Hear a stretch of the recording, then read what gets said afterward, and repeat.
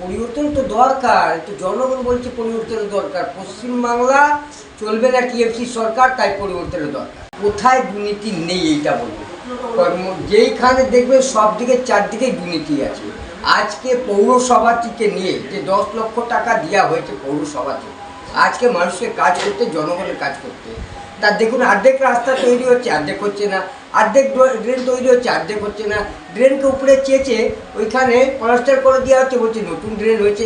তো কোথায় হয়নি, কোথায় আছে ভালো, আপনি এইটা বলুন। পসিবল হচ্ছে না তো, সেইটাই বলছি। বিকল্প নেই, তার প্রকল্প আছে। বিকল্প থাকলে প্রকল্প হতো না। কি আজকে পশ্চিম বাংলায় যেরকম বেকার সমস্যা আছে, এরা বলে কি সব সময় আমাদের বাঙালি বাইরে কাজ করতে যাচ্ছে। আমার খুব দুঃখ লাগে। আমরা কেন বাইরে যাব?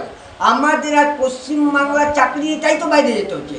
যদি 15 বছর 34 বছর সরকার ছিল এখানে, যদি ওই কর্মসংস্থান দিত, তা আমাদের ছেলে মেয়ে তো বাইরে গিয়ে চাকরি করতো না, পশ্চিমবাংলায় চাকরি করতো।